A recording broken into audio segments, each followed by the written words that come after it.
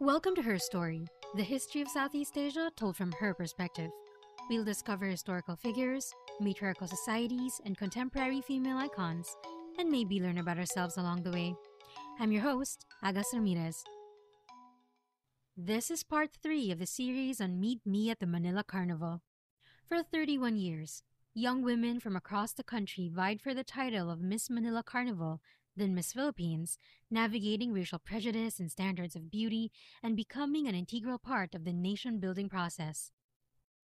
Now, we'll talk about the end of an era, 1927 to 1939, the final years of the pageant before the outbreak of the Second World War.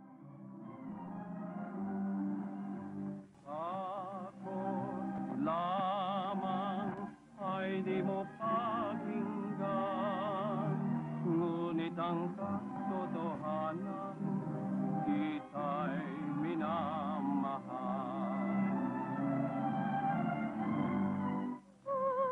Buhay ng kita'y nakilaya. Buhay ng bata naging lagi na hinahanap at Beauty contests are part of Philippine culture. They say, if you want anything to succeed in the Philippines, hold a pageant or a cockfight. Vicente J. Carlos, Philippine Tourism Secretary, 1994. After almost 2 decades of pageantry, the Carnival Queen, now Miss Philippines, had become embedded in national consciousness. Pageants were being held in every province, and smaller pageants still in villages or barangays. Beauty had become attached to regional representation and the bigger idea of a nation. And at the center of it all, young women who found themselves under a very bright spotlight. In 1927, Carnival administrators did something new. They tapped leading high schools, colleges, and universities for candidates. One of these universities was Centro Escolar de Señoritas, co-founded by educators Librada Avellino and Carmen de Luna. A tangent on these two amazing women, as I'm not sure if we'll have the opportunity to talk about them elsewhere. Librada Avellino was the first woman to earn a teaching certificate from the Spanish authorities in 1889. When she was younger, she studied advanced Spanish, among other things, like mathematics, geography, and piano. She then put up a girls' school in her hometown, but had to leave the area during the Philippine Revolution in the late 1890s. She put up another school, but when the Americans came into the picture and required English to be taught in schools, she had to learn it to stay open. So Librada and a classmate from the Assumption Convent, Carmen de Luna, sailed to Hong Kong to study English. Carmen was also a licensed teacher and a member of Liga de Mujeres Filipinas, or Philippine Women's League. In 1907, Librada and Carmen co-founded Centro Escolar de Señoritas, the first non-sectarian school in the country. They were joined by Librada's cousin, Margarita Oliva, and together they sought out other women within their network to teach. Librada and Carmen would remain partners in running the school until Librada's death in 1934. That's when Carmen took over as director. In 1945, it became a university, making Carmen the only woman in the country to head a university for both female and male students. As far as I can tell, based on their paternal surnames, neither woman ever married. A side note here. In the previous episode, I mentioned that in 1912, the carnival started with an educational conference, and among the speakers was the director of the Girls' Central School, Libra Avellino. This is from Genevieve Clotario's book, which she in turn found in a January 19, 1912 article in the publication Philippine Monthly. Now that I think about it, the 1912 article probably had a typographical error, and they really meant Librada Avellino, not Libra Avellino. Okay, so in 1927, with contestants drawn from some of the biggest secondary and tertiary schools in the country, there emerged the new Miss Philippines, Luisa Fernandez Marasigan. Lusing, as she was more fondly known, was born on January 10, 1910 in Gumaca, Tayabas, now in the province of Quezon, making her just 17 years old the year she won the title. She and her elder sister Concepcion were said to be internas at Centro Escolar de Señoritas. I assume this meant that they were undergoing some sort of professional training. Because their parents were far away, it was actually Concepcion who gave her permission to join. Among the judges that year were sculptor Guillermo Tolentino and painter Fernando Amorsolo, who are both national artists. There's a lovely photo of Lusing with outgoing 1926 Queen Anita Noble with Miss Visayas, Lourdes Rodriguez, and Miss Mindanao, Nora Maulana. Miss Luzon, Iluminada Laurel, wasn't in this particular photo. A note on Lusing's escort. According to Alex Diar Castro, an organization called the Bachelors Club sent scores of photos of possible escorts to Lusing. It's giving Amelia and Princess Diaries too. She eventually picked Guillermo Se, a godson of the Centro Escolar director. It seems like everyone knows everyone, which makes sense because they all belong to the upper strata of society. Lusing was effortlessly stunning, by the way, and was a very popular Miss Philippines. Her appearance at the floral parade attracted large crowds. Her school staged a series of musical tributes for her, and in a speech at one of them, she said, "To my mind, the National Beauty Contest, which was held for the second time in the Philippines, should not only be an occasion for the outburst of admiration for physical beauty. It should also be an occasion for the cultivation of a higher form of beauty, the spiritual beauty, when the representatives of the various provinces vie with each other not for their personal aggrandizement, but for the honor of the country we all love." Here it's clear what the pageant meant to these young ladies and to the audience, how inextricably linked it was to the idea of a nation. Past queens also had thoughts about this. Remember in part 1, we talked about Pura Villanueva Calao, the very first Filipino carnival queen.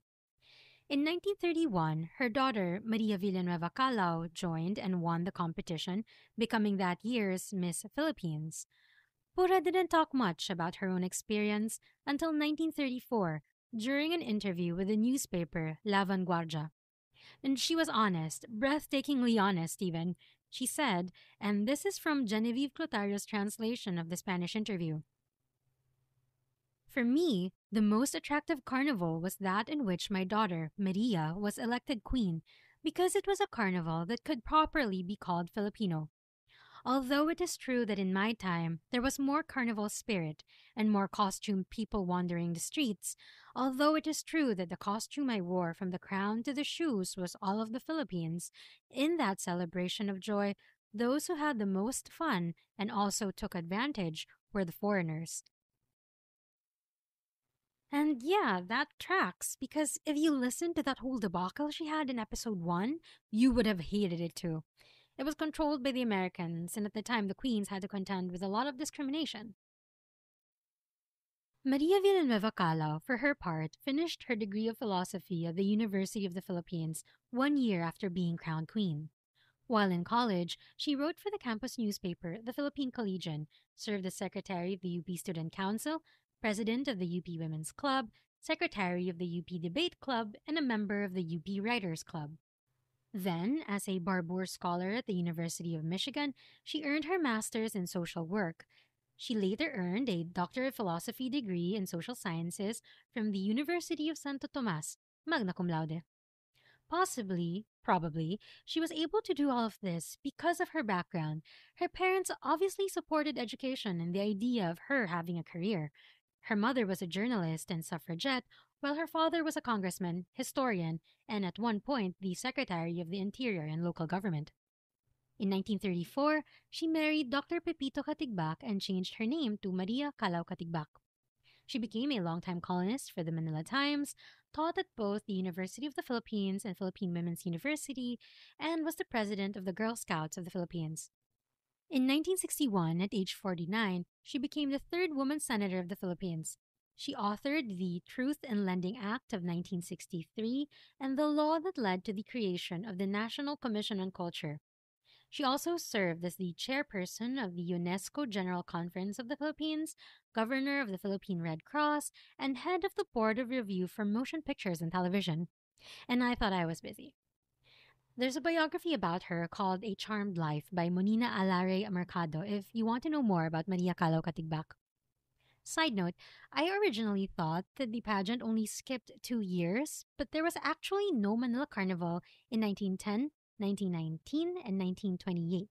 In 1911, the carnival was held but without the pageant, so that's a total of 4 years without the queens. By 1930, writes Genevieve Alba Clotario in her book Beauty Regimes, Filipinos promoted the Philippines as a land of beauty queens. The power of beauty pageants seeped into Filipinos' everyday lives in the archipelago and across the diaspora.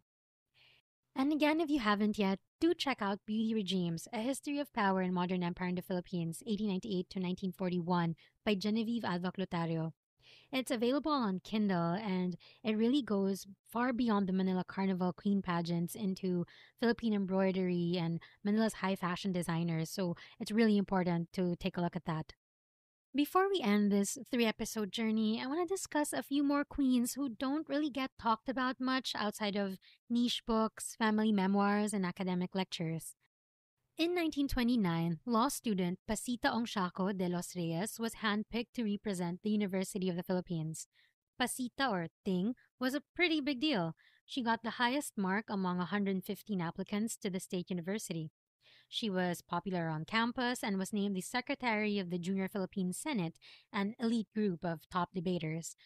Her win as Miss Philippines was reported internationally. Her father actually learned that she won through a newspaper in Paris, where he lived at the time.